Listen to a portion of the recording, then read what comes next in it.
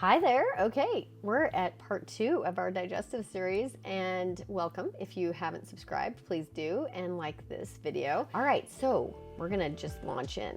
I'm gonna ask you, what's your transit time? And the question is, do you even know what I'm talking about? So transit time, a great way to figure out how long it takes for you to get food through your intestines is to eat some beets. And those would be ideally not canned beets.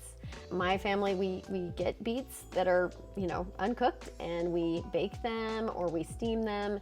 And many people go, what is a beet even? I've never even seen one. I've never tasted one. So if you are that person and you're wondering how in the world are you going to eat this beet, I have some of my children say beets taste like dirt. So I know I'm not making you want to try it. I know. But here's the deal.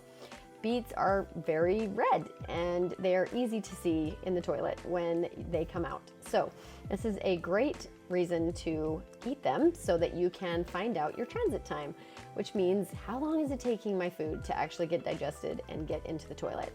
And that will help you understand. Go ahead and look up transit time. You can look up intestinal transit time if you want. It will give you more information on what a good window is. But basically, you do not want things coming through your intestinal tract too fast or too slow. Okay, if things are going through there too fast, then as you can imagine, you're not actually absorbing any of the nutrients, right? They're just like zipping right through, and typically that would be accompanied with like some diarrhea most of the time if your transit time is really, really fast. And that those can be individuals who suffer from some sort of other, digestive issue, that every time they eat certain foods that goes right through them, that kind of thing. But if it also stays too long and you just see it come out way after it really should be, then that also tells us things are sluggish, things are not functioning in there, we don't have enough fiber. Now, you're not alone. The reason we talked in our last episode about beans and about fiber is because really so few of us are actually getting the amount of fiber we need in our diets. We all need to do better here. And fiber, it can be got. In our last episode, we talked about beans. Okay, that's a affordable way to get your fiber intake up for sure. Now, there are other foods, plant-based foods. Many of them are high in fiber. Some that would surprise you, actually. Here's a surprising one that I was like, what? I actually did not think avocado was a high fiber food. Maybe you did, but I saw it on the list and I was surprised. You can actually get a surprising amount of fiber from chia seeds. You could just sprinkle a small amount on top of like your yogurt, for example.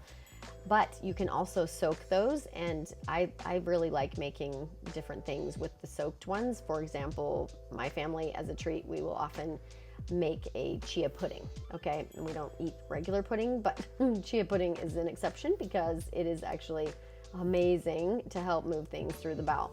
Consider, adding some things to your diet that you never would have thought about before. Other things that you're probably like, of course, you could have an enormous salad, honestly, and actually get a very small amount of fiber in that salad. And so it can be a strategy, but if you take the time, you can find the foods that are going to give you the most fiber. And ideally, these are whole foods, right? These are not packaged foods. These are not processed foods.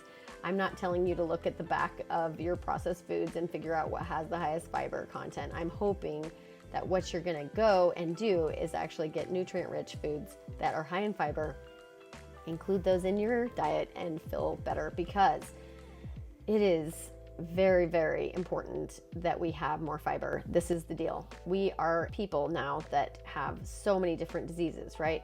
Different cancers, different disorders. There's many studies that show that the lower the fiber in our diet, the higher the risk for different disorders and diseases.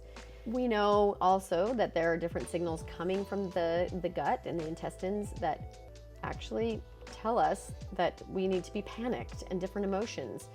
And so if we can get our intestinal tract and our colon working properly and our microbiome with additional fibers, especially, it's going to help us in so many ways. Mood and, being constipated is just not the life you want to live. So goal is 2 to 3 bowel movements a day, normal ones, and you can definitely achieve this, increasing your fiber-rich foods in your diet. Some people ask me, so what if I know that I'm not going to get the amount that I need and I need to use a supplement. There are options there. However, our biggest focus is going to be on real foods, nutrient-rich foods, okay? But if you need something in addition, then psyllium husk is a popular option. Okay, I use the word popular kind of as if like lots of people like it. That is not true. Psyllium husk does not taste lovely and it thickens very fast when you put it in water. So if I'm going to try to get my kids to get more fiber in this way, it's not going to be psyllium husk. It's an adult, you know, most adults might do it, but it's not great for kids.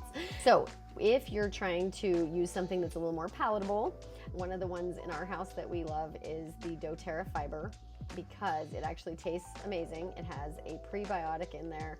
It has no sugar, no coloring, and they've also added soluble and insoluble fiber, okay? Which is really important if you're looking for a fiber supplement that you're gonna use to help you with your fiber intake.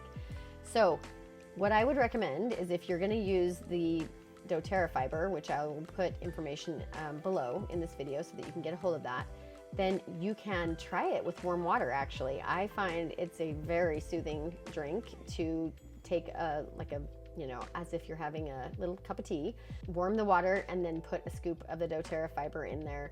You can add ginger oil if you like ginger essential oil. I would only use doTERRA's brand. That also is going to soothe the digestive tract, but it tastes amazing if you like ginger. If you don't like ginger, then the doTERRA fiber all by itself tastes amazing. It has lemon essential oil in there. That is very palatable. Most people just really love the flavors. Kind of reminds me of the flavor of cider, honestly. So try that out, and that, including eating more fiber in your diet, will help you. Like I said, I mean, you could always comment below with your transit time. You know, I'd be curious to hear what your transit time is, or if you tried it, or if your kids even tried it.